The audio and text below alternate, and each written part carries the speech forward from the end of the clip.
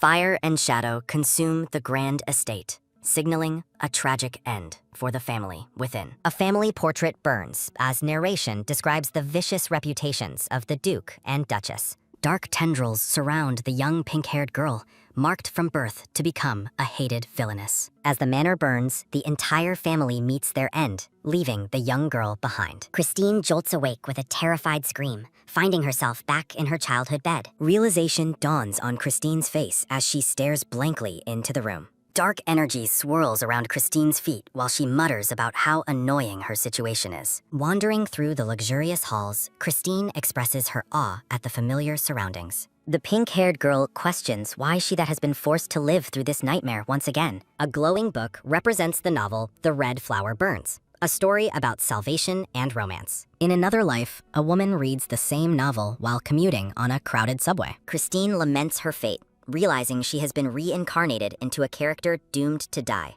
A chibi-style vision shows the tragic outcome of being poisoned in a previous life. She recalls another sudden death, collapsing while trying to flee from her unavoidable destiny. Approaching her 12th birthday, Christine stands before grand doors, exhausted by her repeated failures. Determined to survive, she decides to enjoy her family's vast wealth before her time runs out. Christine, adorned in a green gown and roses, is recognized for inheriting her mother's stunning beauty. Despite her beauty, she remains haunted by the knowledge that she is destined to die at 16. Yawning, she reflects on her exhaustion from trying to escape her grim fate so many times. Frustration boils over as Christine clutches her head, letting out a sharp cry of distress. She vents her rage by shouting at her servants and rejecting the subpar items they provide. Distraught, Christine wonders what she should do to change the course of her life. Memories of her acting out and throwing tantrums at her maids flash through her mind. A grand clock marks the return to the beginning, prompting Christine to consider playing the villainess. A sudden, powerful boom echoes through the hall as the large double doors burst wide open. Startled by the noise, Christine clutches her head and wonders if thunder is striking on a clear day. She stares out the window in disbelief, suspecting that something impossible is about to happen. Christine spreads her arms wide, greeting the sky as if welcoming a new path. A massive dark shadow looms outside the window with a sudden bang, forcing her to retreat. Nervous sweat beads on her forehead as she realizes she might die if she cannot avoid this. Bolting down the hallway, she shouts that she already knows what is coming for her. She questions whether the role of a villainess truly allows her to have everything she desires. A loud crash and clatter sound from behind the closed, ornate doors of her chambers. Two maids stand outside, hesitating as they hear the chaos unfolding inside the room. Muffled screams come from the room, demanding impossible items like Siberian tangerines. Terrified, the maids whisper to each other, fearing their mistress is speaking the words of a demon. They gossip about the bizarre things she mentioned, convinced she is truly possessed by an evil spirit. One maid shushes the other as a mysterious hooded figure observes them from a distance. The black-haired boy with piercing red eyes listens intently, curious about the talk of a demon. A tense silence falls as the hooded youth stands before the closed doors. A gloved hand reaches for the door handle, while a heavy thud sounds from within. The butler walks away, dismissing the commotion as another one of the princess's childish pranks. Panicked, the butler clutches a cross and book, terrified of the possession taking place. He flees down the corridor in a state of pure terror, shouting his fear aloud. Narrative text describes high-level villains who use their intelligence to manipulate others like puppets. A small, bound doll represents the feeling of being trapped by a destiny she cannot control. Christine feels inadequate compared to other reincarnated souls, wishing she possessed their superior intelligence. The girl is described as an impulsive villainess, prone to losing her temper and acting out. Standing alone, Christine looks down at a broken teacup, a symbol of her volatile nature. She contemplates her next move, hoping that she can avoid her fate if she truly tries. Standing before the grand estate, Christine prepares to test the limits of her newfound powers. Looking down at a massive stack of papers, the pink-haired girl asks about the sudden clutter. Lindsay informs her mistress that the papers are resignation letters from the majority of the mansion's employees. The maid explains that a strange rumor is spreading, leaving the pink-haired girl visibly confused and curious. Sweating nervously, Christine listens as her maid reveals that the staff believes she is possessed by an evil spirit. Lindsay notes her mistress has been avoiding others and speaking strangely, behavior Christine admits was meant to avoid trouble. Sighing, the maid expresses her frustration with the employee's harshness toward a girl who has suffered so much. Christine realizes the servants are likely using the possession rumor as a convenient excuse to flee the mansion. A shadowy figure represents the late master who held the staff here through debts that are now void. With the Duke gone and his daughter labeled as unstable,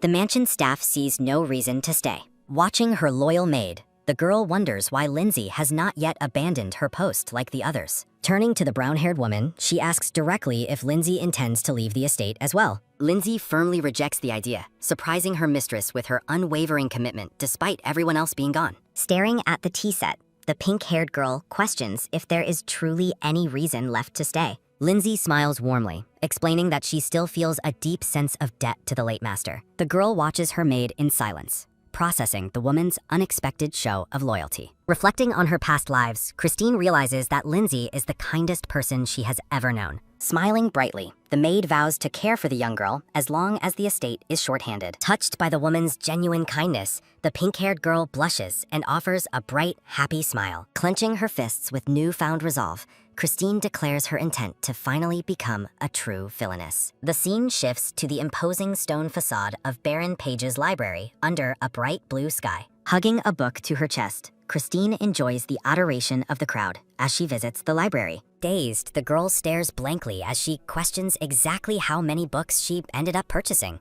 A sweeping view of the city shows the white-walled buildings and brown-tiled roofs of the bustling urban center. As a servant loads a cart of books into her green carriage, he grumbles about the princess's volatile temper. Peering into the empty carriage, the girl realizes her driver is nowhere to be found. Half an hour passes while Christine sits alone in the carriage, sighing over her growing pile of reading material. Looking at titles about the devil and fatalism, she questions why these specific books were recommended to her. She recalls a blonde man enthusiastically pitching these bestsellers, realizing she was easily fooled by the trend. Checking the street from her window, she grows impatient, waiting for someone who should have arrived by now. Sweat beads on her face as she wonders if her help has actually abandoned her in the city. Donning a dark green hooded cloak, the pink-haired girl ventures into the town while clutching a book on spirits. Walking through the marketplace for the first time, she marvels at the activity and the many sights to see. Beneath her hood, she explores the city streets, finding the lively atmosphere fascinating compared to her secluded life. Her attention is taken by a sudden, sharp clack sounding nearby,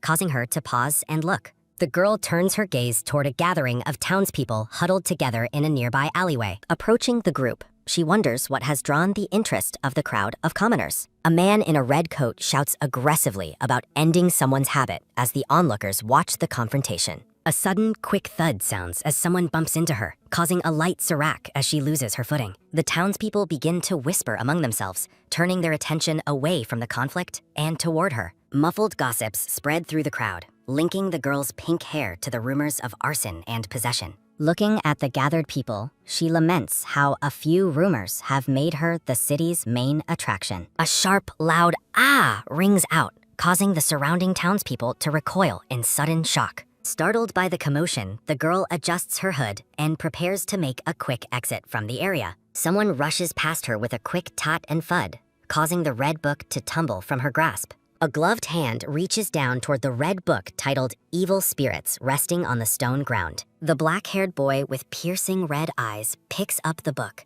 staring intently at its disturbing title. Fleeing from the prying eyes and the strange encounter, the hooded girl bolts down the city street. As the sun sets, casting an orange glow over the manor, the day draws to a quiet close. Lindsay waits by the entrance, looking out with concern as she wonders why her mistress is so late. Christine dismisses her maid, Lindsay, claiming she is simply too exhausted to continue their conversation tonight. Lindsay questions the situation, but Raymond Myers admits he spent 3 hours lost on the city streets. Raymond Myers is relieved to escape a scolding and cheerfully decides to take some items for himself. In the quiet of her room, several mysterious books about the supernatural lie scattered across the bedding. Clasping her hands in prayer, the pink-haired girl despairs over her sudden transformation into a notorious literary villainess. She scoffs at the books, frustrated that anyone would write such a grim and unflattering fate for her. A chibi-style Christine vents her annoyance, demanding a break from the pressure of being a kind-hearted person. Staring at the glowing full moon,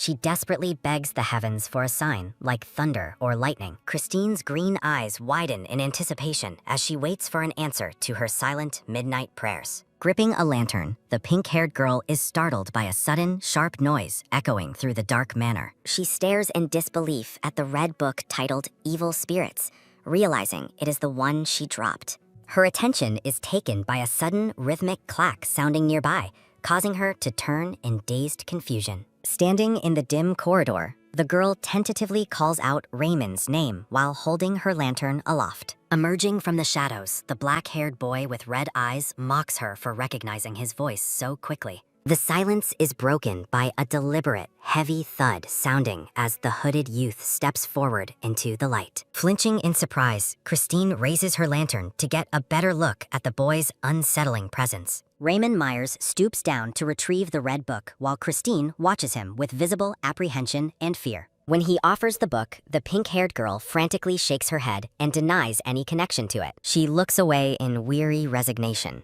lamenting the absurdity of the situation as the boy keeps the book. Raymond abruptly draws a sharp blade, coldly questioning if her denial even matters in their current confrontation. Terror fills Christine's green eyes as she realizes that they are destined to be bitter mortal enemies. A shadowy memory reveals Calix Rosalind, the man responsible for bringing Raymond's noble family to complete ruin. Bloodstains on a family portrait symbolize the tragic loss Raymond suffered because of the actions of her father. Sweating and pale, the girl trembles as a cold blade is pressed firmly against her delicate throat. Raymond leans in close, sneering that he never expected a warm welcome from his enemy's daughter anyway. A formal portrait shows a more composed version of Raymond Myers, framed by blooming roses and high society elegance. Dark energy swirls around the black-haired boy as he demands to know what kind of joke she is playing. Accusing her of plotting betrayal, he swings his sword with a sharp slash sounding through the quiet room. The grand estate stands silent under a vast starry sky as the moon shines brightly over the gardens. Christine begs for a chance to talk, but Raymond stands over her with a menacing look and a sword.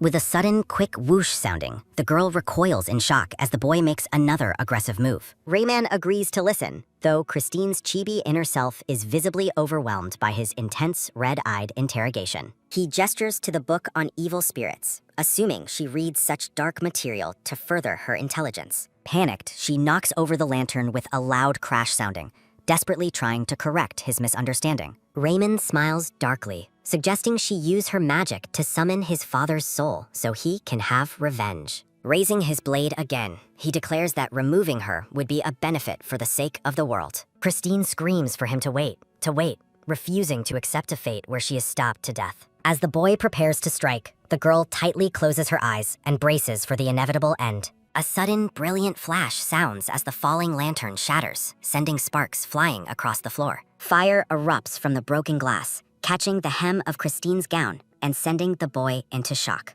Panicked screams of fire fill the room as the pink-haired girl begs for help while the flames grow. Chibi-style Christine runs in circles, shouting about her impending death while Rayman watches the chaos in disbelief. A massive splash sounds as the black-haired boy douses her with water, extinguishing the fire and her hope. A quiet hiss sounds as smoke rises from the charred floor, leaving the girl soot-stained and exhausted. Sighing deeply, Raymond admits he spent much time debating whether he should kill her or simply bury her. Christine imagines herself buried up to her neck in the ground, a comical yet terrifying vision of her fate. Desperate to survive, the girl shouts that she is actually possessed and begs him to save her life. Raymond notes her strange behavior, admitting he noticed her speech patterns were entirely different from the real Christine. Christine confesses her secret, confirming she is not the original lady of the house, but a soul from elsewhere. She vents her frustration, asking the boy if she truly looks like a demon while he watches her outburst. Chibi Christine envisions herself as a terrifying demon, while her other self recoils in absolute horror.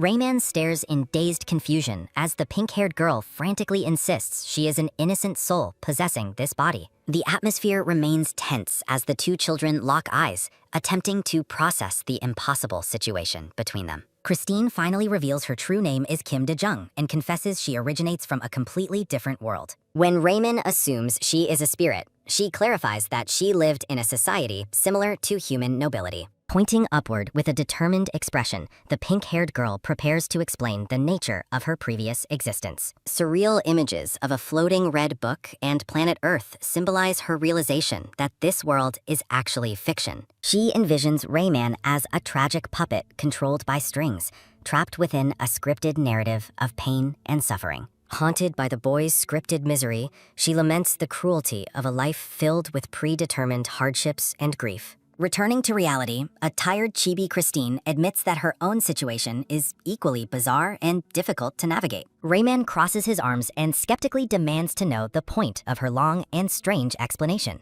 Sweat beads on her face as she nervously asks if he is ready for the most important part. Though Raymond suspects she is stalling for time, Christine admires his sharp wit while agreeing to speak quickly. Closing her eyes, she solemnly declares that the original Christine is dead and warns him to stay away. Raymond's piercing red eyes narrow as he coldly questions if her identity change is truly relevant to him. Sensing his lack of interest, Christine prepares to reveal a much more vital secret concerning his future survival. Her heart pounds frantically against her chest as she struggles to deliver a warning that could change his destiny. Fixing her gaze on him, she urgently warns Raymond never to trust the treacherous Archduke Cleon Clayton. A sudden, sharp pain jolts through her body, causing her to cry out in agony as she loses strength. Raymond's eyes widen in shock as he witnesses the girl's health take a sudden and terrifying turn for the worse. Gasping for breath, she weakly reiterates that Cleon Clayton is a dangerous man who must be avoided. With a loud "ah" sounding, Christine collapses onto the floor,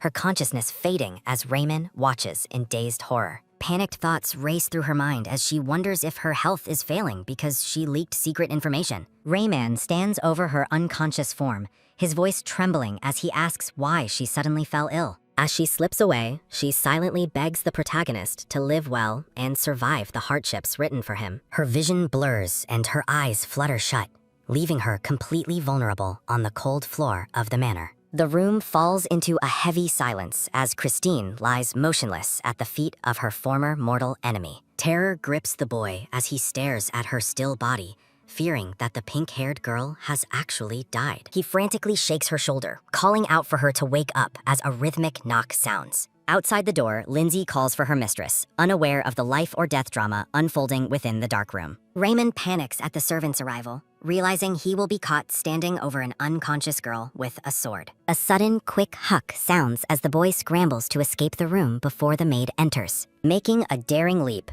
Rayman vanishes into the night through the open window under the light of the moon. Lindsay steps into the dim chamber, immediately sniffing the air and noticing a strong smell of burning. Letting out a terrified yuck sounding, the maid discovers her mistress lying near a smashed lantern and charred floorboards. Rushing to her side, Lindsay cradles Christine's head and cries out in fear for the girl's safety. The maid is dumbfounded to hear soft snores, realizing the young girl has simply fallen into a deep sleep. Christine mumbles about her fear of fire and death in her sleep, causing Lindsay to look on with pity. Sunlight floods the manor as Christine wakes up in her comfortable bed, bewildered by how she got there. Sitting on her plush sofa, she gingerly tests her body while contemplating the strange events of the previous night. Noticing the soot-stained carpet, she realizes she survived the fire but cannot remember being moved to her bed. Staring at her silver fork, she deduces that Rayman must have been the one to carry her to safety. Her train of thought is interrupted by a rhythmic creak sounding as the heavy double doors of her room open. Lindsay enters with a tray of food and a stack of mail, greeting her mistress with a bright smile. The maid apologizes for the subpar meal, noting the smoke rising from the poorly prepared breakfast. Christine sighs, accepting that having a mere kitchen assistant as a cook is now her unfortunate destiny. Lindsay explains that she brought a strawberry cake and a pile of mail that has accumulated recently. Handing over a stack of envelopes, the maid mentions that the mail used to be managed by the butler. A light Sirac sounding, Christine begins flipping through the many letters addressed to the lady of the house. She stops when she sees a newspaper discussing rumors about a duke and princess next to a sealed letter. A newspaper reveals scandalous rumors about the duke and princess amidst the ruins of a burning castle. Standing amidst the inferno, the pink-haired girl observes the destruction of her past life with cold detachment. Shadowy onlookers gossip about the princess, suspecting an evil spirit directed her survival and the fire itself. Haunted by visions, the girl watches a ghostly purple-haired figure emerge from the flames to reach for her. Her green eyes widen with a sudden, sharp crack sounding as the weight of the rumors takes hold. Christine questions the validity of the papers, while Lindsay explains the magazine's widespread popularity and reputation for truth. Gripping the paper tightly, the girl's hand trembles as the maid confirms both nobility and commoners read the articles. A dark shadow falls over Christine's face as she contemplates the interesting content mentioned in the magazine. Dismissing the article's importance, Christine asks Lindsay if she recognizes the name Diane Schneider from her memories. Lindsay's eyes widen in absolute surprise at the mention of the woman's name. Clutching her apron nervously, the maid prepares to reveal what she knows about the infamous figure. Christine asks if she is famous, and the maid confirms that everyone in the empire knows that name. Lindsay gestures excitedly, mentioning a major commotion that occurred downtown just yesterday regarding the woman. Christine falls into a deep silence, her hand over her chin as she processes this alarming new information. The maid describes Diane as a terrifying witch rumored to use black magic to create horrific monsters and demons. Darkness surrounds the maid as she explains that despite the many rumors, Diane Schneider remains a complete mystery. The scene shifts to a quiet cafe where a woman with purple hair sits alone in deep thought. With a sudden, quick whoosh sounding, the woman turns her head sharply, as if sensing a nearby presence. She looks toward the back of the room, where the black-haired boy sits quietly at another table. Raymond's red eyes widen in alarm as he realizes he has been spotted by the mysterious woman. With a sudden, sharp snap sounding, the boy turns his head away to avoid her piercing gaze. Adjusting her veil and hat, the purple-haired woman stands to depart with a graceful rustle. As the woman exits the shop, Rayman watches her go with a look of intense suspicion and concern. A large clock looms overhead as the boy waits impatiently,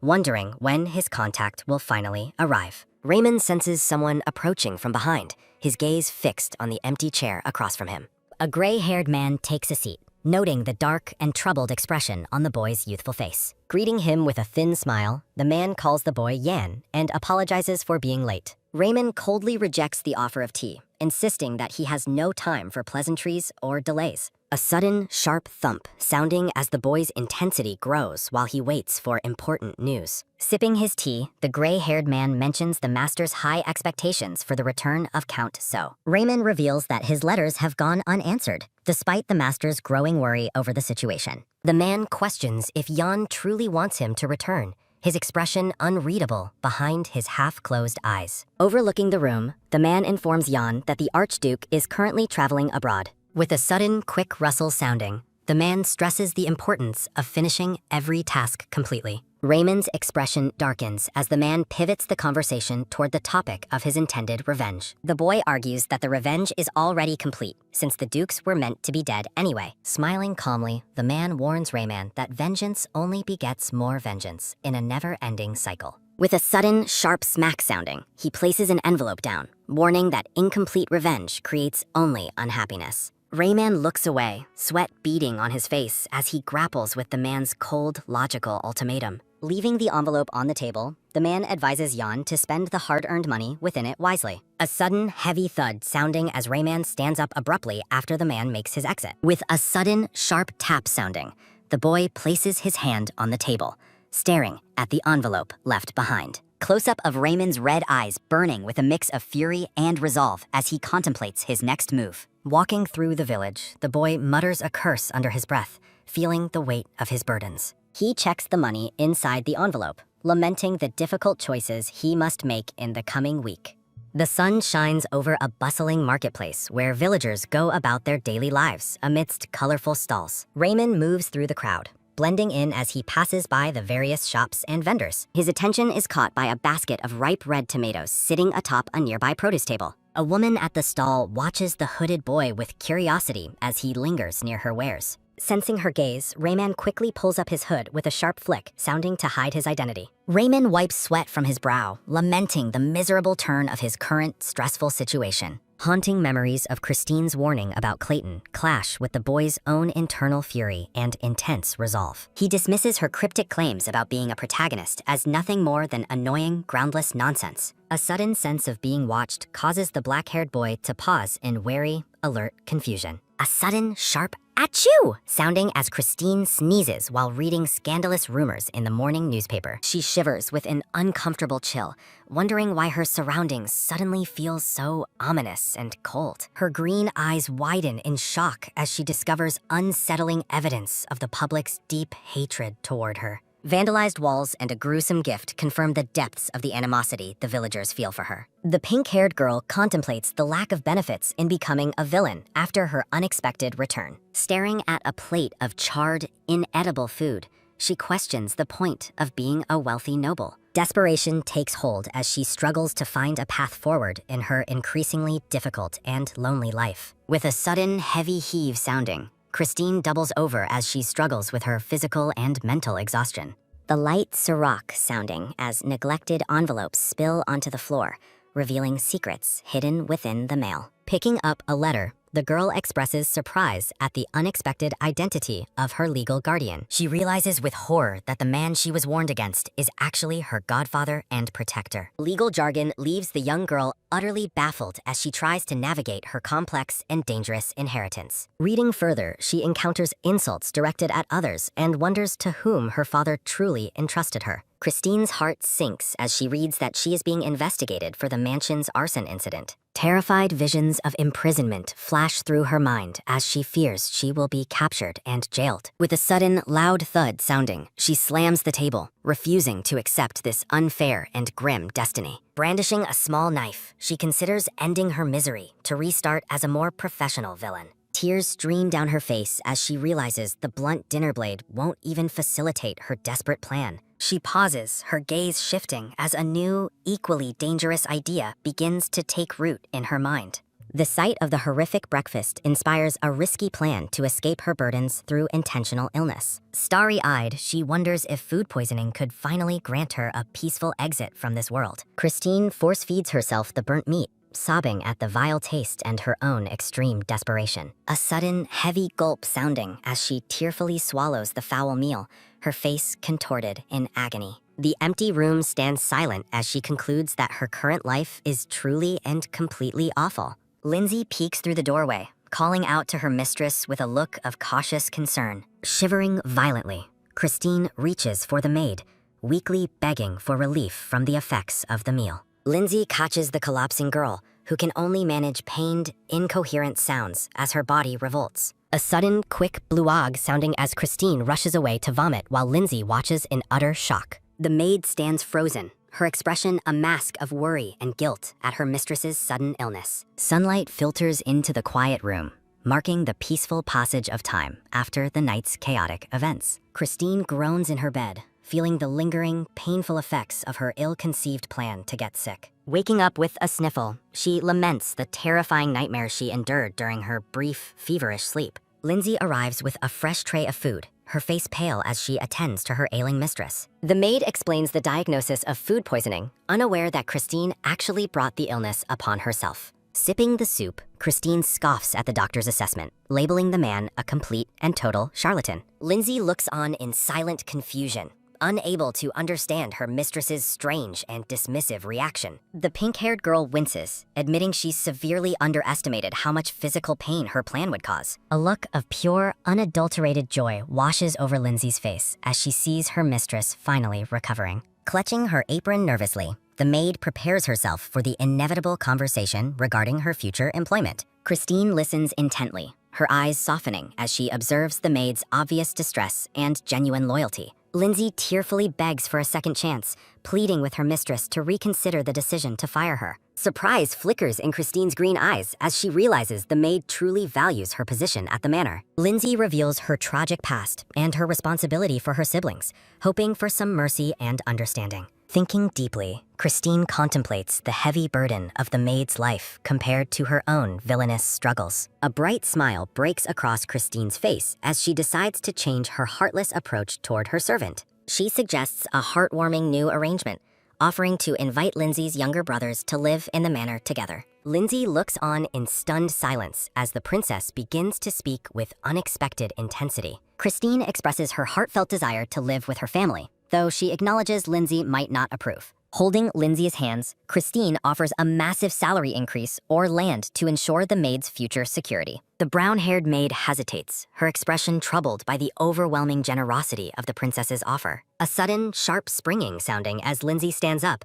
asking if Christine can manage her soup alone. Christine looks up at the maid with a neutral, slightly confused gaze as Lindsay prepares to leave. Left with a bowl of warm, chunky soup, Christine prepares to eat the quiet meal by herself. The morning light bathes the grand estate and its ornate fountains in a peaceful, golden glow. Lindsay leans against the wall, covering her eyes as she struggles with her deeply conflicting emotions. A close-up reveals Lindsay's intense worry and the visible sweat on her face as she contemplates her choices. A voice from the hallway asks Lindsay if her private conversation with the princess was successful. The blonde boy, Vivan, approaches the maid from behind as she moves through the opulent hallway. Vivan notes Lindsay's luck in staying employed, but strictly forbids her from ever touching the princess's food again. A cheerful yet unsettling smile plays on Vivan's lips as he addresses the nervous maid. He coldly asks if Lindsay is disappointed that the princess she wanted dead has actually survived. A sudden rhythmic clicking sounding as Lindsay walks away while Vivan mentions someone named Jan is waiting.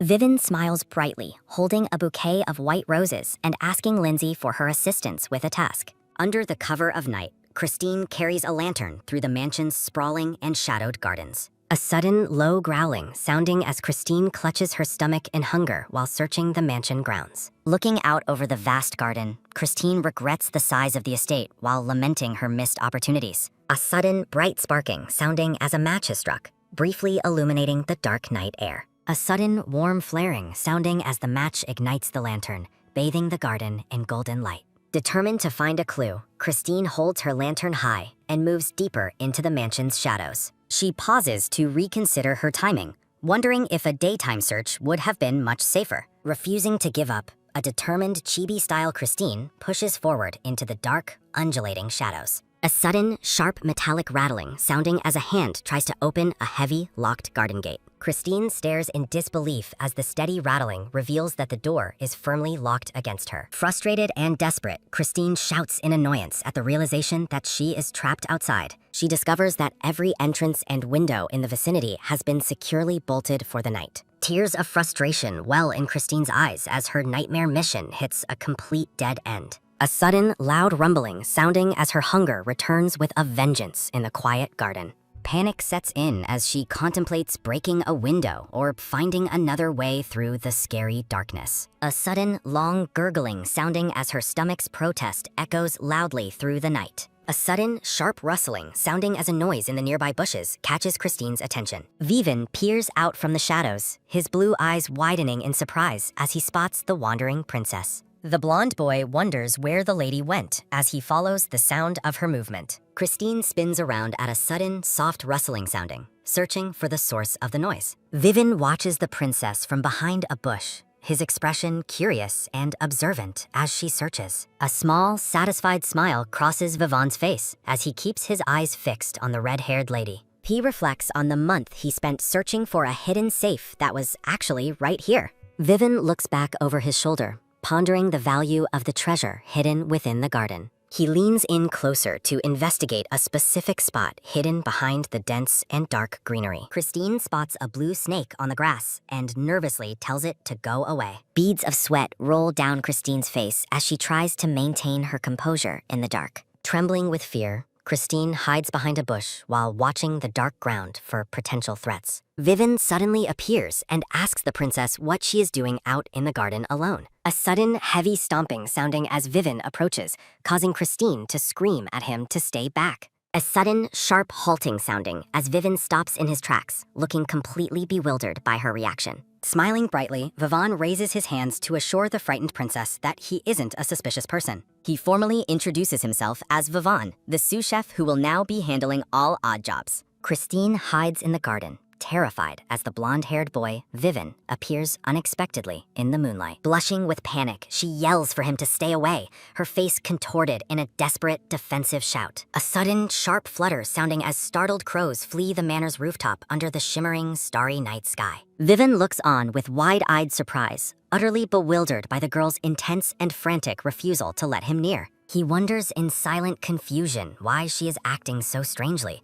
his gaze fixed on her hiding spot. A light whish sounding as Vivon closes his eyes, deciding to back off before he causes more suspicion. Warning her of venomous snakes, he watches as the pink-haired girl cowers further into the dense, dark bushes. A sudden, quick step sounding as he stops and turns back, unable to ignore her obvious and extreme distress. A light slide sounding as he flashes a friendly smile, asking if she truly needs his help tonight. Christine continues, a soft ha-ha sounding as Vivon teases her, playfully asking for clear instructions on whether to stay or go. Tears stream down her face as Christine feels like she is going crazy, trapped between a boy and danger. A low hiss sounding as a menacing blue snake glares through the dark, heightening the girl's mounting sense of dread. Under the bright moonlight, she despairs over her miserable luck, crying out to the heavens for some form of relief. Returning to the manor, Vivon carries a large gift box through the luxurious hallways toward his mistress's private room. Christine lies face down on the floor of her chamber, lamenting the deep embarrassment of her earlier encounter in the bushes. Looking up with a dazed expression, she remains haunted by her own awkward and ungraceful behavior from the garden. A sudden, heavy thump sounding as she springs up, startled to find the blonde-haired boy already inside her room. Vivon offers a warm smile while holding the gift box, seemingly unfazed by her obvious shock at his presence. He recalls a humorous image of her wrestling a snake, laughing to himself at the memory of her hidden strength. A sharp whack sounding as she turns to yell at him for failing to knock before entering her personal space. He chuckles at her anger, explaining that his hands were too occupied with her belongings to announce his arrival. Christine remains annoyed and skeptical, watching as he gazes back at her with a calm and lighthearted expression. A sudden, sharp clack sounding as he sets the large box down, confirming he has brought her requested items. A soft sirac sounding as the box opens, revealing a worn teddy bear and books from her former life. Vivon's gaze sharpens as he admits he already searched the contents and found nothing but piles of useless garbage. He pulls a small red book from the pile, wondering if it holds the secret key to her safe. A sudden, quick snap sounding as she snatches the diary away, her face flushed with protective and urgent alarm. Clutching the book tightly, Christine stares him down with a fierce look of desperation and intense, renewed resolve. Vivon is taken aback by her sudden aggression, his blue eyes widening in surprise at her high-strung, defensive reaction. Respectfully bowing, he bids his mistress goodnight and prepares to depart, leaving the room in a quiet state. As he leaves, the boy concludes that her intense guarding of the diary confirms it contains the safe's secrets. Christine settles at her desk, beginning the arduous task of reading through her own messy and chaotic past entries. She pauses to reflect on her journey, a look of quiet exhaustion and doubt clouding her usually vibrant green eyes. A sudden, loud shatter sounding as images of her villainous path clash with the reality of her difficult situation.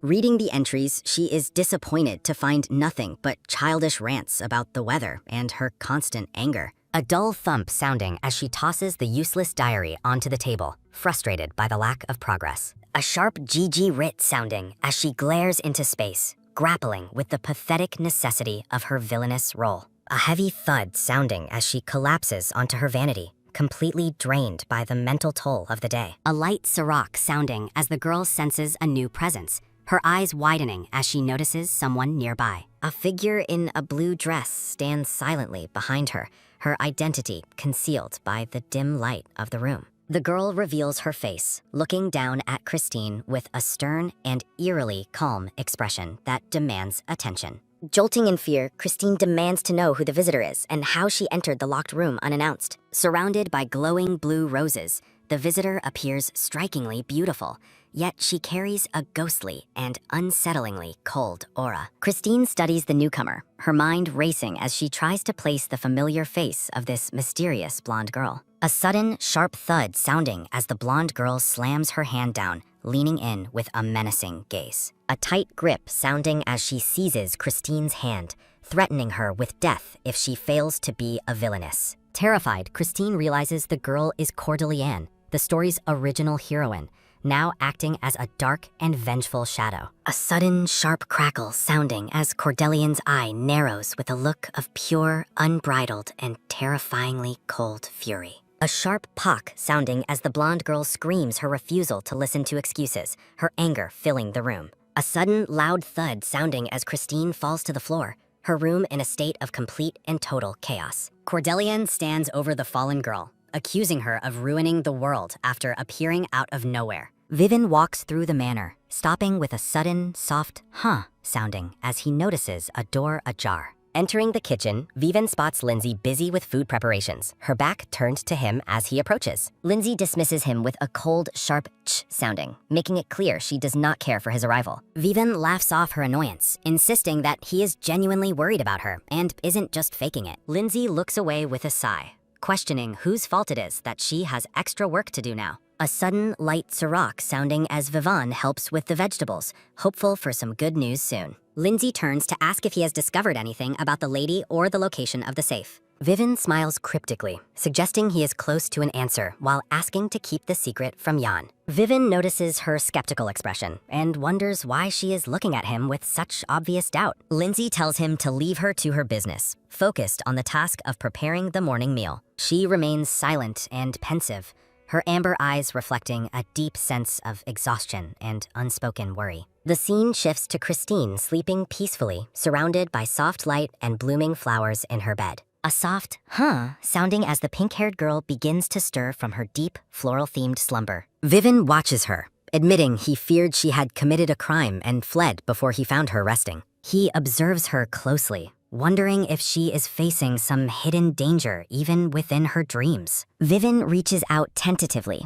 contemplating whether he should wake her up or let her continue sleeping. A sudden, sharp pack sounding as Christine's green eyes snap open with intense, wide-eyed alarm. A loud gasp sounding as Christine bolts upright, startling Vivin, who jumps back in surprise. Vivin flashes a relieved smile as his mistress finally awakens, clearly pleased to see her safe. Christine looks at him in confusion, demanding to know why Vivin is in her room so early. Shaking her head, Christine realizes the confrontation with Cordelian was merely a terrifying and vivid nightmare. The scene shifts to the kitchen as someone asks what it means that Lindsay is gone. Vivin explains to a concerned Christine that the kitchen was empty and the maid is nowhere to be found. Christine wonders in despair if her maid truly ran away after such a horrific nightmare. Vivin recalls Lindsay preparing food late into the night, expecting a wonderful meal to be waiting today. A sudden, light Sirach sounding as they find the prepared ingredients, deepening the mystery of her absence. Vivin offers to cook something for his hungry mistress while they wait for word on Lindsay's whereabouts. A sudden, quick step sounding as Christine rushes off, ignoring Vivin's offer to prepare a meal.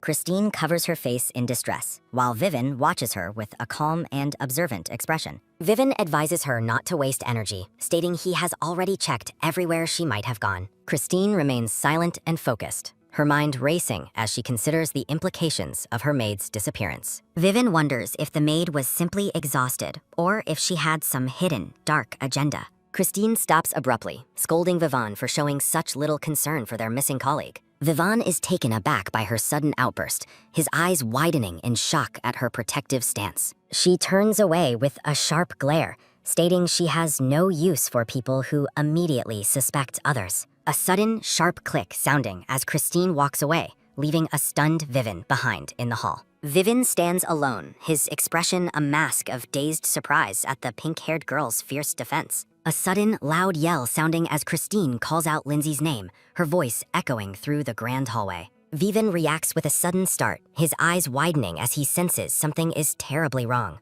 A close-up of the kitchen floor reveals overturned boxes and barrels, hinting at a sudden and violent accident. Christine holds the unconscious maid, her face pale with terror at the sight of the blood on Lindsay's face. Lindsay lies in bed with a bandage on her head, her eyes closed in a deep, forced rest. The doctor explains that Lindsay fell from a ladder, resulting in a head wound that required stitches. A sudden, loud sob sounding as a tearful Christine begs the doctor to save her dear friend. Vivin pulls the sobbing girl into a comforting hug, trying to calm her intense and frantic distress. He continues to hold her as she cries out for Lindsay, his own expression one of quiet concern. The doctor departs the manor, leaving Vivin alone as the chaos of the emergency finally begins to settle. Narrator notes the lady's notorious personality, yet she clearly cares deeply for her servants in this moment. Vivin closes his eyes, a sudden, sharp clack sounding as he contemplates the lady's unexpected display of kindness. Christine holds Lindsay's hand by the bed, while Vivin observes, noting she doesn't match her terrible reputation.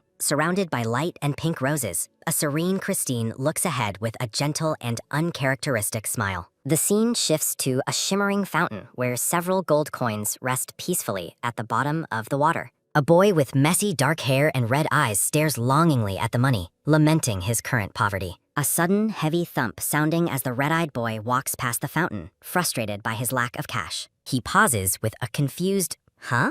as something catches his attention further down the street. A crowd of people gathers in front of a large notice board in the middle of the busy town. A sudden light slide sounding as the red-eyed boy pushes through the crowd to see the new announcement. The boy's eyes widen in shock as he reads the surprising and unbelievable details of the job flyer. A sudden loud boom sounding as the Rosalind Estate flyer promises a god-tier job with a sweet master. The Grand Rosalind Manor stands majestically under a bright blue sky, awaiting the arrival of its new staff reinforcements. A sudden wet splash sounding as a mop vigorously cleans the manor's floor, leaving the surface sparkling clean.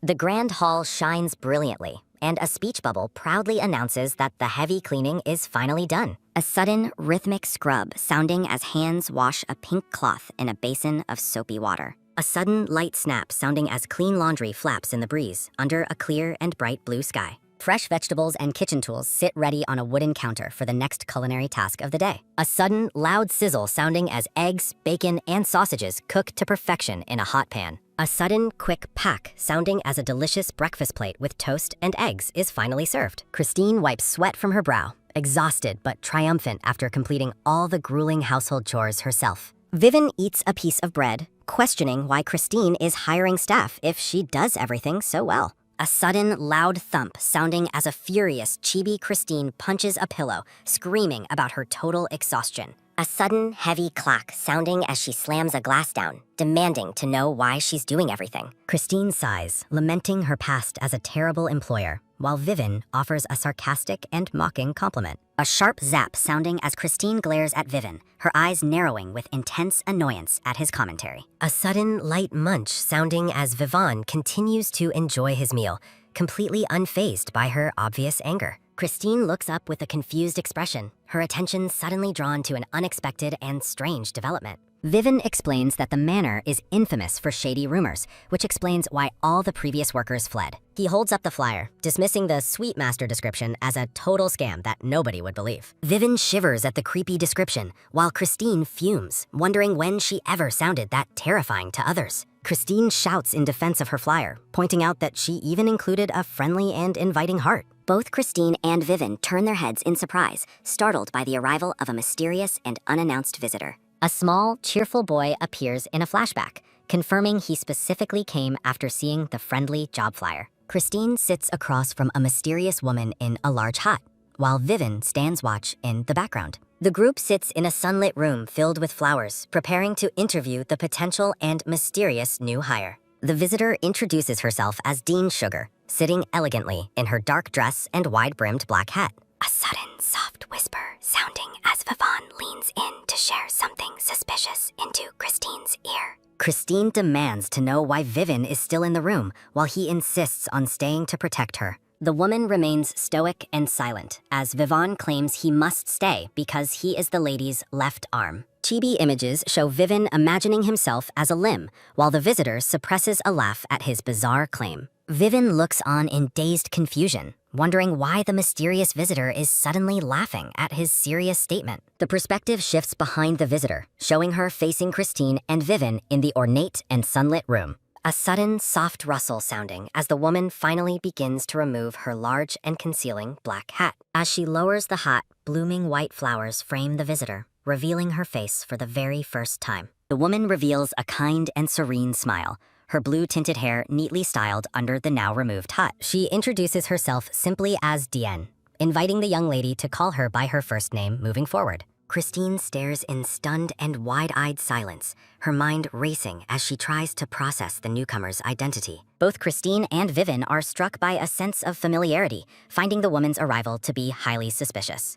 Dean explains she heard the mansion was understaffed and offers her services to assist the lady with any task. Floating icons represent her skills in cleaning, laundry, and cooking, proving she is the absolute perfect candidate. Dean maintains a serene expression as writing materials float above her in the sunlit interview room. Vivin suddenly interrupts, warning his mistress not to fall for the newcomer's suspicious and unlikely claims. The brown-haired boy expresses intense doubt, certain the visitor cannot actually do anything she claims. When questioned about her skills, Dien calmly reveals she can interpret multiple languages, including Histia and Gorzan. A stunned Christine listens as the potential candidate continues to list her many impressive and diverse capabilities. Vivin remains unconvinced, arguing that knowing a few languages doesn't prove her competence in other household tasks. Dean asks for specific instructions, while Vivin demands she properly demonstrate just how amazing her skills are. Christine looks on in surprise as her companion aggressively challenges the mysterious woman's worth and honesty.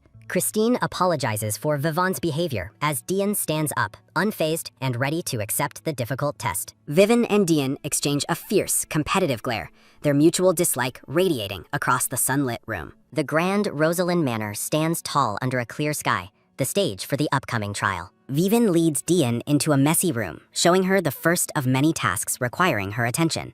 Dean thoughtfully observes the chaotic scene, tapping her chin as she ponders the best way to start. With a mocking smile, Vivin explains that the job involves cleaning the entire massive 4-story mansion. He details the overwhelming scope of the work, questioning if she can truly handle every single room. Vivin patronizingly encourages her to give up now if the enormous task feels too difficult to complete. A large speech bubble delivers a firm refusal as Dien remains completely undeterred by the boy's discouragement.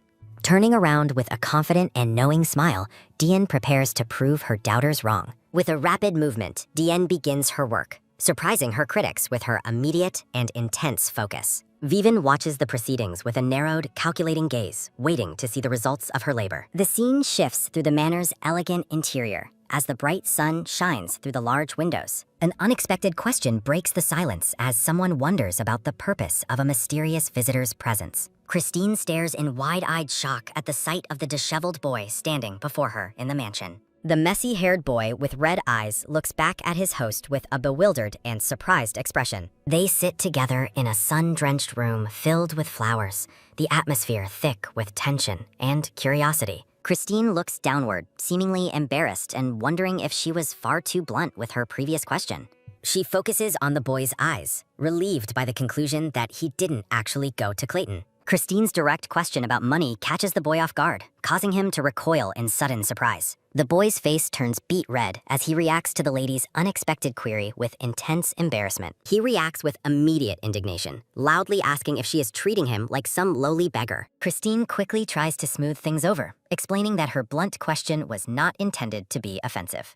Her gaze intensifies as she contemplates the boy's situation and his lack of funds for a trip. The boy continues to protest loudly in a chibi fit while Christine apologizes for the misunderstanding. He eventually calms down, admitting that his current ragged appearance justifies her concern for his financial well-being. Christine looks up with a new proposal, intending to provide the boy with an offer he cannot refuse. Surrounded by blooming roses, Christine offers to support him with whatever he needs until he reaches adulthood. The red-eyed boy is struck speechless, staring in stunned silence at the lady's sudden and overwhelming generosity. She details her plan to provide housing, tutors, and even entry into a prestigious academy next spring.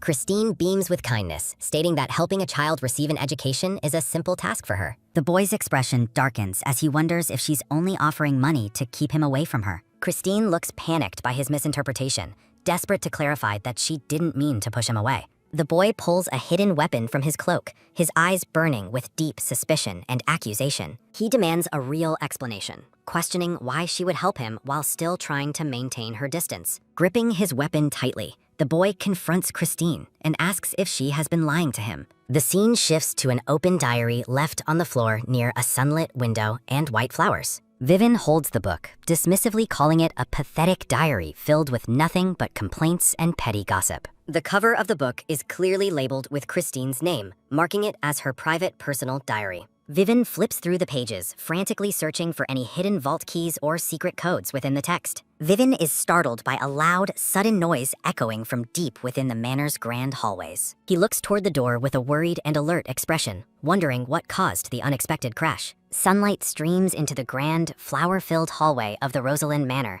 illuminating the elegant and peaceful surroundings. The red-eyed boy demands a real explanation, holding his weapon as he confronts the lady with deep suspicion. He questions if her possession story was a lie, while Christine frantically denies her identity as the original Christine. A sudden, firm clack sounding as the boy's grip tightens, demanding she hire him to uncover the truth himself. A sudden, loud bang sounding as a blonde man in uniform bursts through the doors, ordering everyone to halt. Christine stares in wide-eyed shock at the sudden arrival of the official, her breath catching in her throat. The intruder seizes the red-eyed boy, who struggles violently and demands to be released from the firm, gloved grasp. Close-up of the blonde officer reveals a stern and authoritative expression as he assesses the volatile situation. The visitor introduces himself as Inspector Anderson Parker, apologizing to Christine for the intrusion while restraining the young boy. Christine remains in a stunned daze, her eyes fixed on the inspector as she tries to comprehend his sudden presence.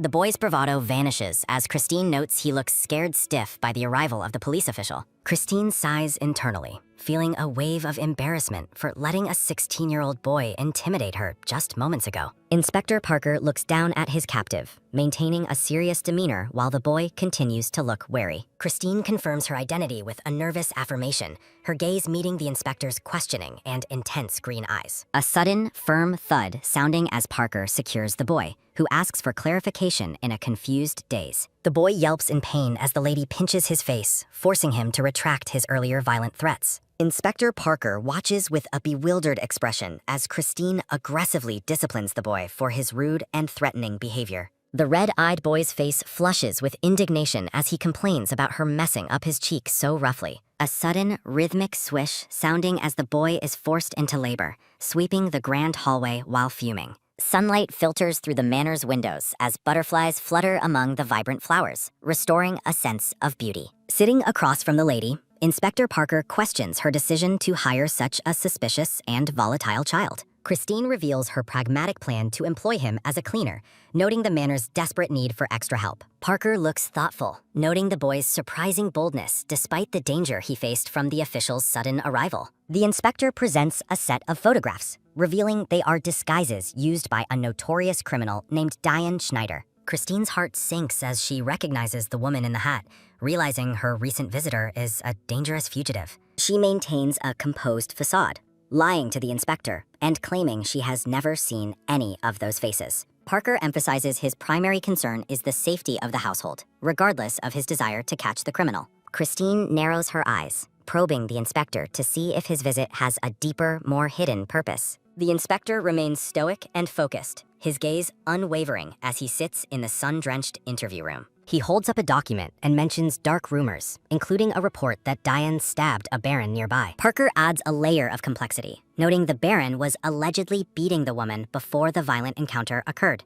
The two characters sit in a tense silence, the gravity of the criminal investigation weighing heavily upon the room. A sudden, heavy exhale sounding as the inspector rubs his eyes, visibly worn down by the ongoing case. Dark, haunting imagery depicts a woman surrounded by thorns and bones, representing rumors of dark magic and sacrifice. Christine leans forward, questioning how the inspector can be so certain of the woman's alleged and dangerous crimes. Her expression is one of deep concern as she contemplates the terrifying identity of the woman she just hired. The scene shifts to Bivon, who reacts with wide-eyed shock to an unexpected sight within the manor's walls. The blue-eyed boy wonders if criticizing the mysterious woman is still present, his expression filled with suspicion and dread. Bivin stands in the grand hallway, stunned to find the entire mansion has been cleaned to a spotless shine. He touches his chin in contemplation, deeply unsettled by the mysterious woman's incredible and almost supernatural cleaning efficiency. A sudden, steady thud sounding as footsteps echo through the hallway,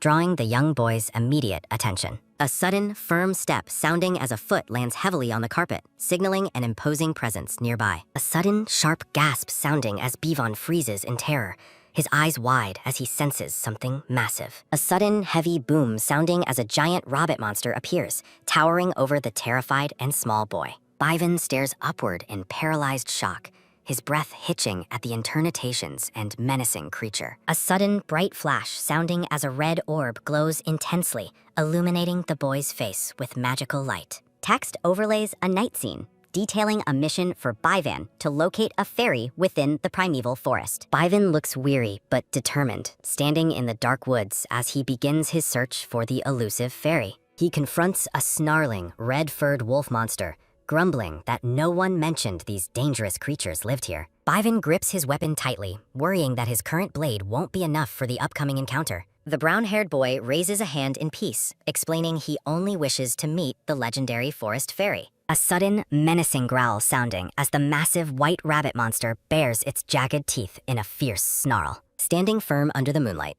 Bivan declares his resolve to survive, even if his peaceful request is rejected. Bivan's eyes widen in surprise as a sudden, firm command sounding stops the red-furred creature's aggressive advance. The purple-haired woman appears, ordering her red-furred companion to stand down as she confronts the young intruder. She looks down at the boy with golden eyes, questioning if he is finally awake from his unconscious state. Sitting regally with a small white rabbit, the woman maintains a cold composure, while her chibi familiar fumes. A sudden, blood-curdling scream sounding as a terrifying cry echoes from the grand manor into the dark night. Bivan jolts awake in a luxurious bed, horrified to find he is magically paralyzed before the mysterious woman. The purple-haired woman smiles coldly, reminding Bivan that his own actions led him to this restricted location. Bivan realizes her true identity as Dien, who admits she used magic to keep him from recognizing her earlier. She dismisses his concerns with a calm grace, asserting that she only follows the whims of her own will. Bivan asks if she intends to harm the lady, but Dien remains evasive about her true murderous intentions. She teases him with a playful smile, noting that his worried expression betrays his hope for the lady's safety. Leaning forward with an intense gaze, Dien questions Bivan on whether he successfully located the manor's hidden vault. The scene shifts to a bright morning sky, signaling the start of a new day at the Rosalind Manor. Christine wakes up in her ornate bedroom, stretching her arms as sunlight fills the lavishly decorated chamber. She reflects on the previous day's events, feeling completely drained after the intense confrontations she had to endure. A sudden, inquisitive sounding as Christine spots an unexpected figure resting on the furniture across from her. The red-eyed boy is fast asleep, his face looking much softer and more peaceful in the morning light. Christine looks perplexed, wondering why she finds Anne sleeping in her private quarters without any prior explanation. The boy mutters about his parents in his sleep, sparking a moment of deep curiosity and pity from Christine. She leans in to listen as he continues his somber mumbles, feeling a strange connection to his underlying pain. Watching a tear roll down his cheek, Christine realizes the boy is struggling far more than he lets on. She reaches out gently, her fingers moving to wipe away the tear and provide a small moment of comfort. The boy's red eyes snap open, catching her hand and causing a sudden, startled gasp sounding from Christine. Christine quickly backs away, frantically explaining she had no intention of hurting him as they stand in her room. He remains suspicious of her close proximity, while Christine retorts that he shouldn't be sleeping in her bedroom. The boy defends his actions, claiming he was lost and found the rest of the manor completely deserted. Christine offers him a chance to quit with pay, hoping to rid herself of the troublesome and blunt child. He stubbornly refuses her offer, declaring his intent to claim one of the manor's empty rooms for himself. A sudden, angry shout sounding as the boy refuses to quit,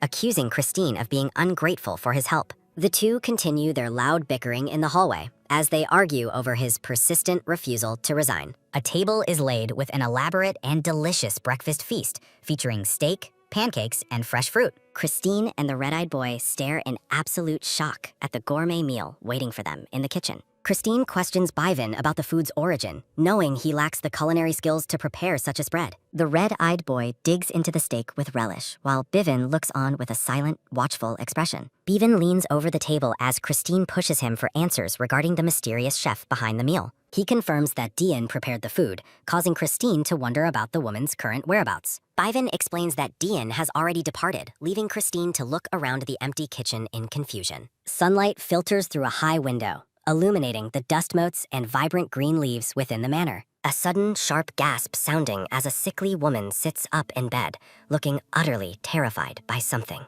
A maid with blue hair stands amidst a dark garden of purple roses, her presence feeling cold and ominous. The three sit together at the table, the rhythmic clatter of silverware filling the room during their quiet breakfast. Christine beams with pride, asking Bivan if Dien managed to pass the secret test she had arranged. She continues to probe for information about Dien's character, while Bivan eats with a troubled and hesitant look. Bivan remains silent, his thoughts drifting to the impossible nature of explaining the mysterious woman's true, terrifying identity. A dark vision depicts Dian as a puppet master controlling Bivan's every move with glowing, magical blue threads. A sudden, frustrated huff sounding as Christine reacts to the lack of a clear answer from the silent boy.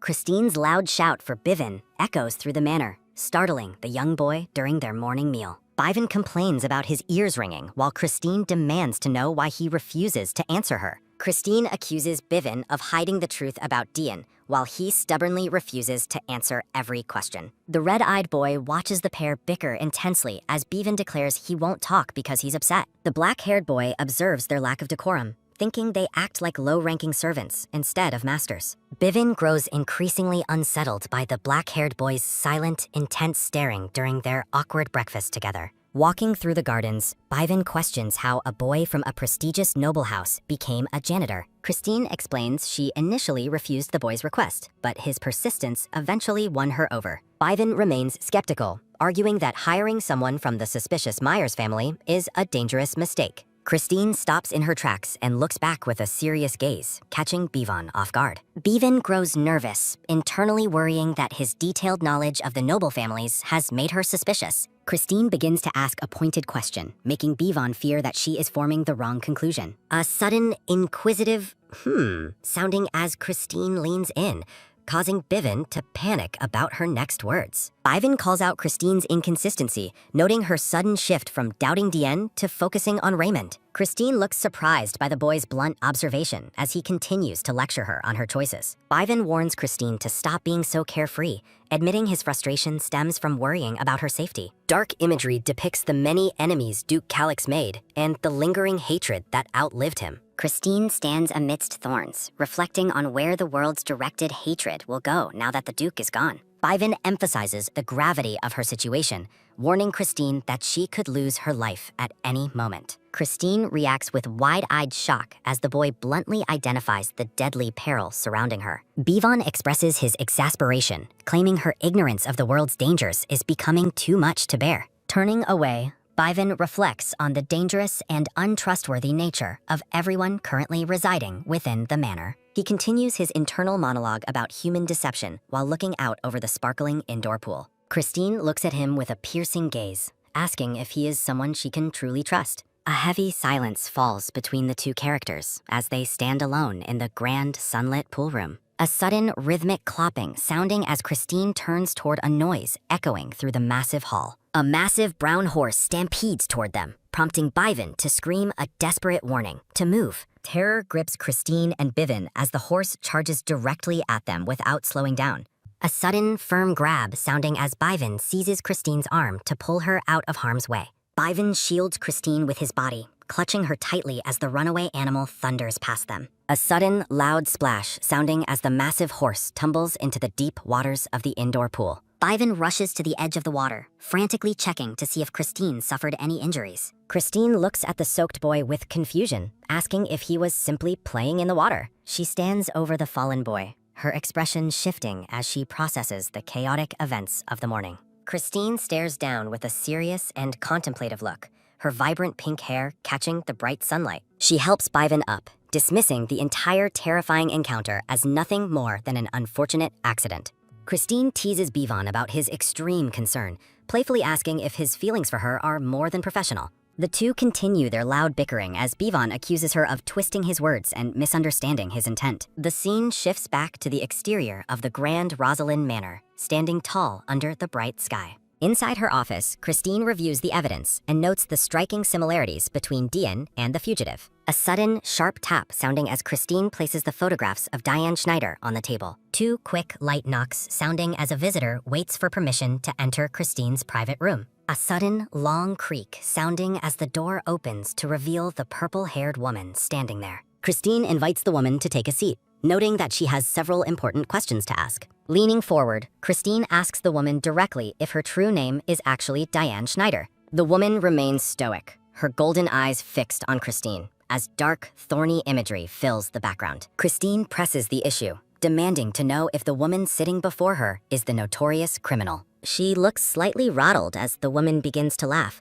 wondering what could possibly be so amusing. The woman offers a polite apology, admitting she didn't expect to be identified by her host so soon. Diane confirms Christine's suspicions, noting that she didn't expect the lady to already possess her wanted poster. Christine directly confronts the purple-haired woman, asking for a final confirmation of her identity as Diane Schneider. Diane confirms the suspicion with a composed smile, openly admitting her true identity to her surprised host. A sudden, sharp gasp sounding as Christine stares in utter disbelief at the notorious criminal sitting before her. Christine recalls a past warning about the extreme danger posed by the woman known as Diane Schneider. She sits in heavy silence, her mind racing as she processes the reality of the fugitive's presence. Diane remains unbothered, even questioning if Christine's sharp intuition stems from her being from another world. Christine's eyes widen in shock as Diane hits upon the secret of her otherworldly origin so casually. Diane leans in, her gaze piercing as she explains that this unique nature is why she sought Christine. Christine demands to know how her secret was discovered and what the fugitive truly wants from her. Diane offers a calm assurance, suggesting she has no hostile intentions despite her dark and dangerous reputation.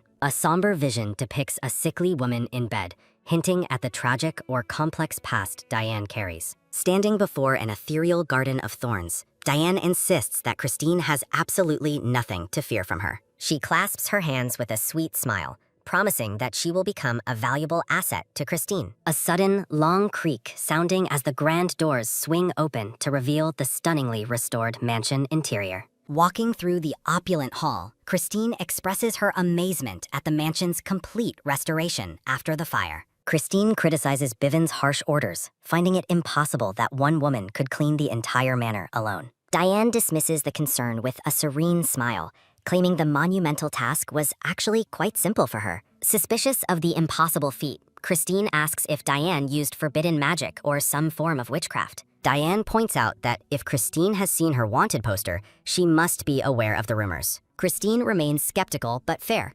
acknowledging that rumors often exaggerate the truth of a person's character. Diane looks back with a soft expression, asking if Christine is truly willing to believe in her sincerity. Christine reminds her that they are still strangers, despite the honesty they have shared in this private meeting. She challenges Diane to prove her worth by explaining the mystery of how she cleaned the mansion so quickly. Diane suddenly calls out to a hidden companion, causing Christine to look around the empty hall in confusion. A sudden, inquisitive sounding as Christine repeats the strange name, wondering what Diane is trying to show. A sudden, fast flutter sounding as a small, blurry shape darts through the air toward the two women. Christine flinches in surprise as the mysterious entity approaches her at an incredible and startling speed. A tiny, round white creature appears with a bundle of flowers, chirping happily as it greets them. Christine cradles the adorable sprite, which nuzzles her cheek as Diane explains the creature's helpful nature. Diane describes sprites as an intelligent race of creatures capable of performing various useful tasks and decorations. She observes the interaction with amusement, noting that the little sprite seems to have taken an immediate liking to Christine. The sprite shakes its head as Diane translates its message about Christine's hair, reminding it of someone named Rin. Christine looks perplexed, repeating the name as she wonders about the identity of the sprite's former friend. Diane explains that Rin was the sprite's closest companion, sharing the same vibrant pink hair color as Christine. Christine touches her long tresses, admitting that her hair is actually quite difficult to manage on a daily basis. A sudden, swift motion sounding as Diane turns her attention toward a commotion echoing from the distance. Christine looks on with curiosity, sensing that the peaceful atmosphere of the manor is about to change. A sudden, sharp gasp sounding as Christine spots something unexpected unfolding in the grand hallway. Diane reveals that she anticipated the arrival of a visitor and has already made the necessary preparations. Christine looks back in surprise, her mind spinning as she tries to guess who could be visiting now. Diane confidently declares that the guest will be arriving momentarily, her golden eyes gleaming with hidden knowledge. A sudden, fierce swing sounding as the red-eyed boy lunges at Bivin with a wooden broom in anger. The red-eyed boy looks determined and furious, refusing to back down from the confrontation in the hall. Bivin remains perfectly calm, warning the boy that he will not show any mercy in their duel. The red-eyed boy lets out a loud shout as he swings his makeshift weapon with all his strength. A sudden, powerful whoosh sounding as Bivon executes a rapid movement to easily evade the clumsy attack. With superior skill, Byven counters the boy's strike and prepares to end the brief and chaotic skirmish. The red-eyed boy is sent staggering back, his eyes widening in shock at Byven's overwhelming speed and power. A sudden, loud crash sounding as the red-eyed boy hits the floor after losing the hallway fight. Byven stands victoriously over his fallen opponent, mocking the boy for being unable to handle even a simple broom. Byven mockingly offers to teach Raymond how to use a broom after easily defeating him in the hall. Standing tall with his makeshift weapon, Byven looks down at the black-haired boy sprawled on the floor. Byven maintains a serious expression, emphasizing his authority over the disgruntled boy while they stand in the hallway. Raymond shouts in defiance, his red eyes burning with anger at his humiliating and unexpected defeat. A sudden, sharp realization sounding as Raymond stares at the broom head pointed dangerously close to his face. Byven towers over the fallen boy, dark energy swirling behind him as he asserts his absolute dominance. Byven bluntly reminds Raymond that he is now a common cleaner, no longer a pampered young master. Raymond groans in frustration, clutching his chest as he struggles against the weight of his new reality. A sudden, rhythmic tapping sounding as Byven coldly tells the boy to leave if the humiliation is too much. A sudden, swift whoosh sounding as Byven turns away, dismissively swinging the broom over his shoulder. Raymond watches Byven leave, his expression a mix of bewilderment and shock at the blonde boy's skill. Byven glances back with a cold, blue-eyed stare, showing no sympathy for the boy he just bested. A sudden, sharp tisk sounding as Byven questions why the boy continues to act so high and mighty. Raymond is left speechless, his red eyes wide as he processes the harsh words from his new rival. Christine's pink hair flashes into view as she suddenly appears, letting out a sharp and angry shout. A sudden, loud bang sounding as Byven is struck by a wooden ladle thrown by the furious Christine. Christine stands with her hands on her hips,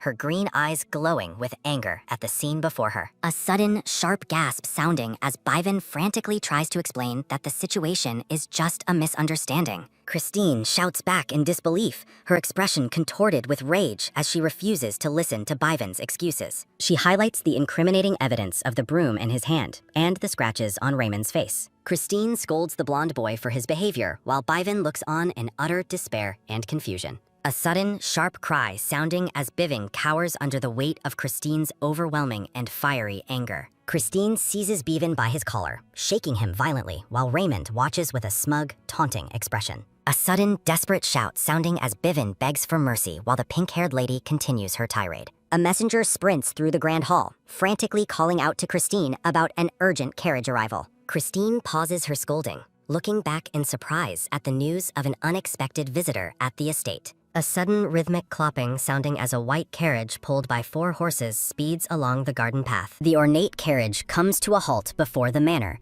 framed by lush greenery and the bright sky. Inside the lounge, a man in a green suit adjusts his cravat with a confident and smug look. The man sits comfortably while Christine and her 2 companions listen to his surprising and unwanted arrival. Leaning forward with a predatory grin, the man comments on Christine responds with a forced smile, though her inner thoughts reveal her deep disgust for the visitor. A sudden, low whispering sounding as Byven leans in to warn her about the man's scandalous private life. The man reflects on his friendship with the late Duke Calix, claiming he felt sorry for Christine's loss. Christine remains stoic, her green eyes fixed on the visitor as he continues his rehearsed and insincere speech. The man offers a condescending observation, suggesting that her beauty alone cannot protect her from the world. Byven and Raymond stand behind Christine, watching the green-suited man with intense suspicion and clear dislike. The man suggests a ruthless strategy for handling disloyal servants and silencing the prying newspaper reporters. Christine looks back with a confused expression, questioning his strange talk of building a protective fence. Revealing his name as Kaiden Gwen, the man reaches out, offering himself as the fence Christine needs. Raymond reflects on the horror of the situation, realizing the older man might be attempting a marriage proposal. Byven stares in shock, calculating that Kaiden Gwen's true goal is the late Duke's title and fortune. Kaiden Gwen speaks plainly at last, asking Christine to be his while dark energy surrounds his greed. Christine is frozen in shock, her green eyes wide with disbelief at the man's blatant and insulting offer. A sudden, sharp focus sounding as Christine glares at the man, her anger reaching its breaking point. A sudden, light squishing sounding as Caden reacts to a mysterious bulge moving inside his green suit jacket. In a dimly lit room, a woman with light brown hair sits up in bed, looking dazed and exhausted. The woman's red eyes are rimmed with sorrow as she stares toward the light filtering through the window. A sudden, sharp gasp sounding as the woman flinches at the sight of a dark, shadowy figure appearing. Diane, the purple-haired maid, stands calmly before the bed, asking the woman if she is feeling better. Diane greets the woman with a warm but mysterious smile, her golden eyes twinkling with hidden knowledge. Diane enters the dimly lit bedroom, carrying a tray of food for the woman resting in the bed. She presents a meal of eggs, toast, and soup, urging the woman to eat while the food is hot. The light brown-haired woman looks up with apprehension, questioning the purple-haired maid's presence in her room. Diane tilts her head in curiosity, asking if the woman recognizes her from a previous encounter. The woman remembers seeing Diane before and asks if she is another messenger sent by the Grand Duke. A sudden, low-rolling sounding as Diane clarifies that she is far more than just a simple errand runner. Diane reflects on the night they met in the storage room,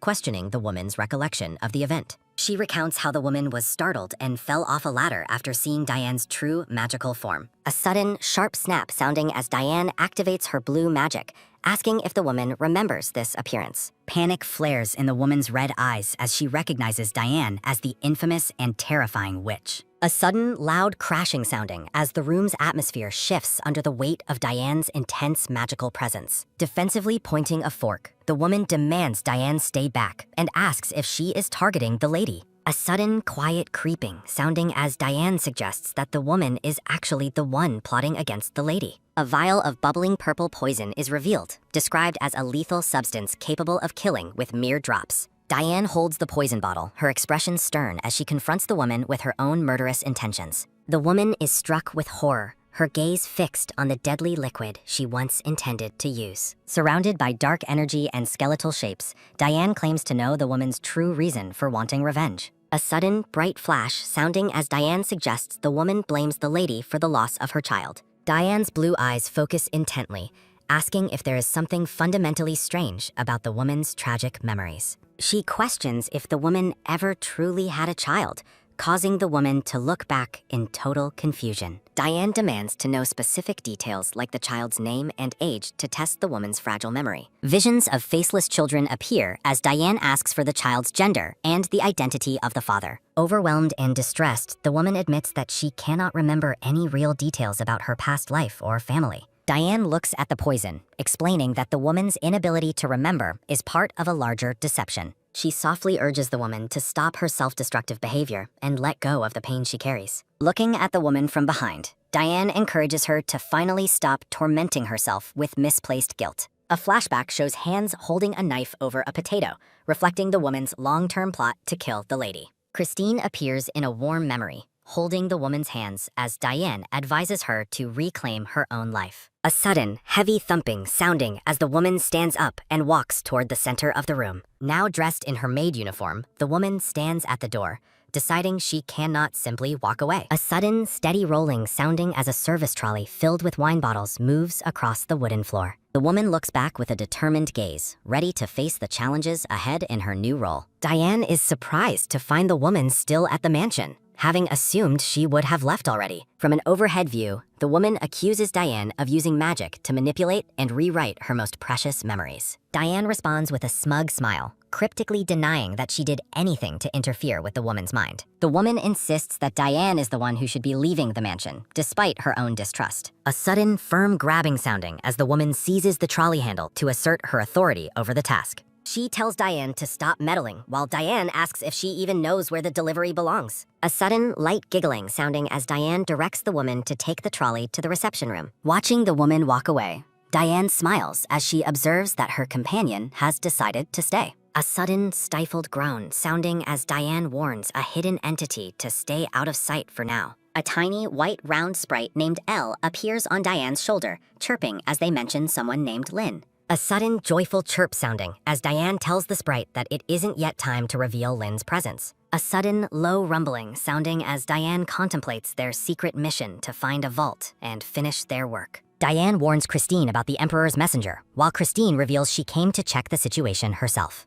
Inside the lounge, Cade and Gwen discusses fire rumors while Christine and her companions listen with intense suspicion. Christine looks away, deeply suspicious of the Emperor's sudden decision to send an errand runner to the mansion. She observes the smug visitor, noting that Cade and Gwen has not mentioned the Emperor once during their conversation. A sudden, confused gasp sounding as Christine reacts with bewilderment to the strange and insincere arrival of the guest. Christine's green eyes widen as a sudden, startling realization begins to take hold of her mind. A sharp focus on her eye reveals the deep shock and alarm rippling through Christine's thoughts. Jumping to her feet, Christine shouts for a stop while Cade and Gwen looks back with confused surprise. Bivan rushes forward to protect the young lady while Raymond watches the scene unfold with intense focus. A sudden, heavy clattering sounding as the intense atmosphere causes a momentary disturbance in the reception room.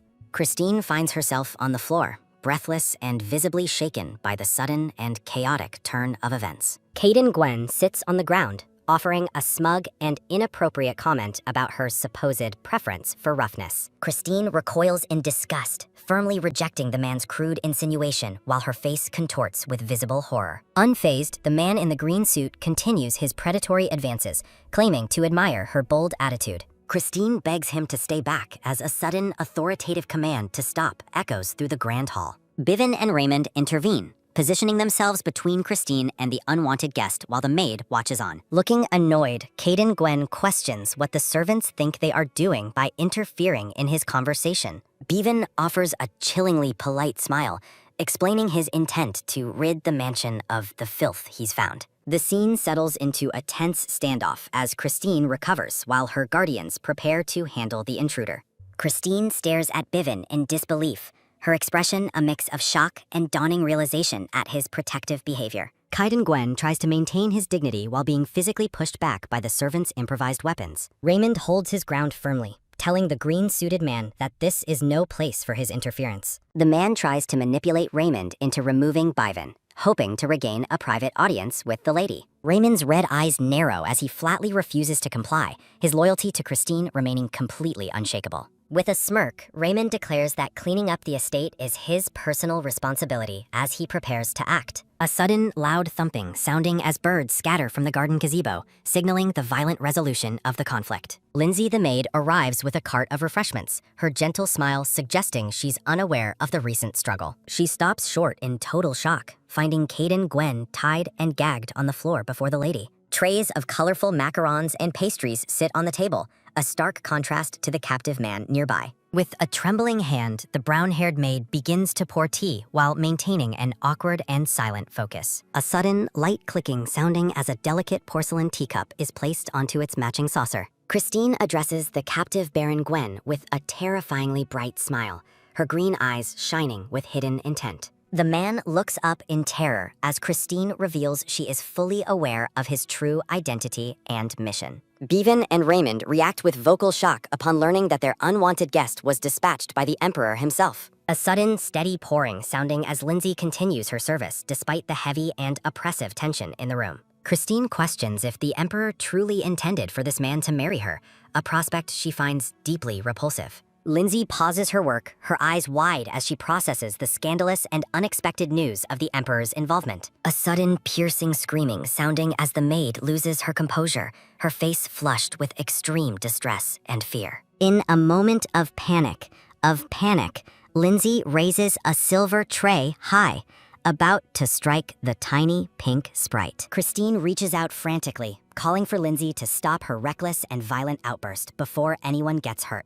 Overwhelmed by the situation, the maid trembles with tears in her eyes, begging the young lady for guidance. A formal letter resting near vibrant flowers conveys an urgent message that cannot be delayed any further. Christine reads the updated letter, learning of the Empress's mysterious illness and the desperate need for a healing stone. Surrounded by roses, Christine contemplates why the Emperor's typical formal greetings have suddenly shifted to such urgent demands. The grand mansion stands majestic under the bright sky, masking the growing secrets and chaos unfolding within its walls. Lindsay searches through the sunlit library, calling out for the young miss who seems to have vanished. A sudden, heavy silencing sounding as the ornate reception room is left empty and eerily still. The maid looks around with concern, wondering where the lady could have gone so early in the morning. Christine finds herself in the Duke's hidden vault, standing before mountains of shimmering gold coins and precious jewels. She expresses her exhaustion and annoyance at the late Duke Calix's extreme greed and hoarding of vast wealth.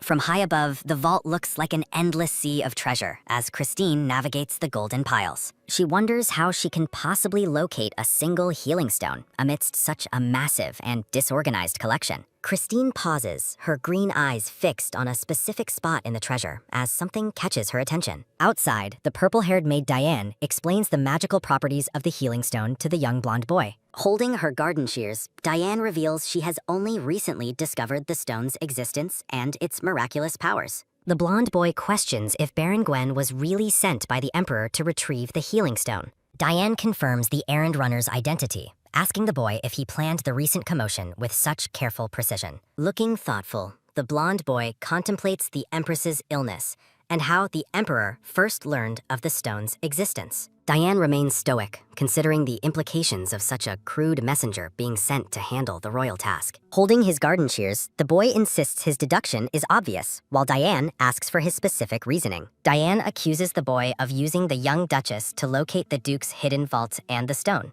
A grim memory surfaces as a maid trembles over a fallen body, reflecting on the presence of terrifying monsters. Diane corrects him with a smile, calling them fairies instead, before asking about the status of someone named Lynn. The blonde boy stares back in stunned silence, his expression blank as he processes Diane's unexpected and cryptic question. Refusing to undo her work, Diane explains that his priority would be running straight back to the young Duchess. Flushed with embarrassment, the boy shouts in protest while Diane watches his emotional outburst with a calm, analytical gaze. Standing by her flower cart, Diane asserts that the boy's anger stems entirely from his deep concern for Christine. She leans in with a smug expression, pressuring the flustered boy to admit his true feelings for the lady. A sudden, light giggling sounding as Diane mockingly asks if he would mind if she harmed the young Duchess. The blonde boy stands frozen and red-faced, his eyes wide with shock at the maid's cold and threatening insinuation. Diane looks away with a serene smile, surrounded by blue blossoms as she maintains her mysterious and unsettling composure. The boy shouts an incoherent frustration while Diane pushes her cart away, leaving him alone in the garden. Watching from the shadows of the mansion, Raymond observes the duo and wonders what secrets they are discussing. Raymond notes the lingering bad blood between the two, his red eyes narrowing as he considers their strange dynamic. A sudden, steady rattling sounding as Diane continues down the path with her ornate cart filled with potted flowers. Close-up on Diane reveals her eyes glowing with a predatory orange light, hinting at the true power she hides. Walking through the opulent hall, Raymond mutters about Diane's unpleasant nature as he moves toward his next destination. He pauses to wonder why the Emperor would attempt to marry off the young Duchess to a man like Gwen. Raymond considers the possibility that someone has agreed to the Emperor's demands without fully understanding the underlying dangerous details. His red eyes burn with determination as Raymond decides he must personally confront the person responsible for this mess. A sudden, light knocking sounding as Raymond reaches the library door, calling out for Kim to see if she's inside. Finding the room empty and the chess set undisturbed, Raymond wonders where the lady could have gone so early. A sudden, heavy slamming sounding as a hidden door swings open, bathing the library in a blindingly golden light. Startled by the commotion, Raymond demands to know who is there while peering into the brightly lit secret passage. Christine winces in pain, holding her head as she emerges from the vault after a seemingly rough landing. Raymond looks down in total bewilderment, finding the young lady sprawled on the floor amidst the secret passage's entrance. Recovering from her fall,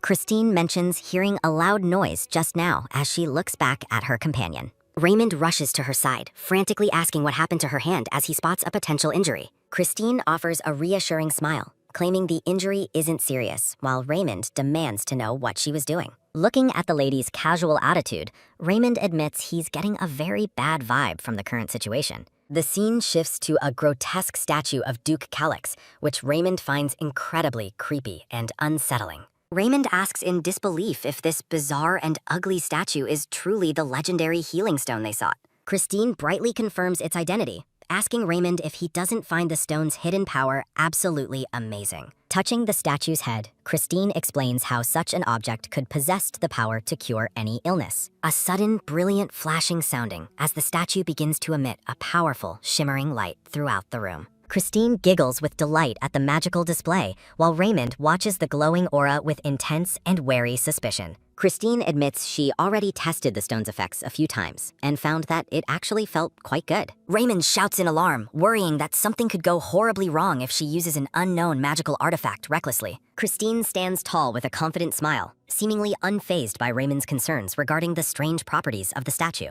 Raymond realizes that she intentionally put herself at risk to test the stone's safety before letting anyone else use it. Christine laughs off his realization, while Raymond remains exasperated by her dangerous and impulsive sense of responsibility. Holding up a white fabric pouch tied with a pink ribbon, Christine admits she was simply curious about the treasure. A sudden, soft rustling sounding as Christine secures the pouch to her waist, ready to move on from the vault. The library returns to a peaceful state as a sudden, long, yawning sounding echoes through the sunlit morning air. Christine stretches her arms with a wide yawn, deciding that the morning's chaos definitely calls for a cold drink. Sitting across from the young Duchess at the chess table, Raymond questions the nature of the iced drinks she mentioned. Christine clarifies that the mysterious beverage is common in her original world, comparing its effects to a potion. Raymond asks if Kim was a mage in her world, curious if magical power allowed her to possess another person. The red-haired lady listens with a small, amused smile as Raymond tries to rationalize her presence through magic. Christine recalls her past life as an ordinary student, explaining her world lacked mages and worked very differently. Raymond remains deeply curious, questioning how she could have inhabited Christine's body without any inherent magical abilities of her own. Surrounded by roses, Christine admits the possession was an unexplained event that suddenly happened to her one day. Raymond pivots the conversation, asking for clarification on a cryptic statement she allegedly made during their first encounter. A memory surfaces of a moonlit night when a dazed Christine reportedly declared herself to be the story's protagonist. Raymond looks on in shock as he recalls her strange claim, while the lady seems bewildered by her own past words. Christine grows wary, fearing that another careless slip of the tongue might cause her to suffer physical pain again. Raymond is surprised by her lack of memory, looking around the grand room as he presses her for more answers. A sudden, soft sighing sounding as Raymond wonders aloud if her strange behavior was merely part of a dream. The Duchess laughs nervously, insisting she has absolutely no clue about the events or the things she allegedly said. Looking down at the chessboard, Raymond asks what kind of dream could be so vivid and specific. Raymond pushes further, mentioning that her supposed dream even included a specific reference to someone named Duke Clayton. Christine realizes that her companion is far too persistent to let the matter go without a plausible explanation from her. She envisions a heroic figure in a fur cloak, wondering if her dream involved him saving her from a duke. Raymond reacts with visible fluster, his face reddening as he questions why she would refer to him as a prince. Christine waves off his concern, suggesting that in dreams, a person can take on any role or identity they desire. A sudden, steady bubbling sounding as a heavy iron pot cooks a meal over the kitchen's open flame. Sampling the broth, the brown-haired maid Lindsay exhales a long breath of relief that the flavor is correct. A sudden, sharp gasping sounding as Diane startles the cook, asking if the Baron's meal is ready yet. Diane continues her work, asking if the other maid plans to apologize for her behavior from the previous day. Diane maintains a serene and knowing smile as she moves through the kitchen, while Lindsay watches her with clear unease. The tiny pink sprite Lynn begins to stir, catching the purple-haired maid's attention as it finally wakes up. Holding the small creature, Diane identifies the magical threads that were used to keep the sprite bound and silent. A sudden, sharp shouting sounding as someone demands to know who is there, catching Diane completely off guard.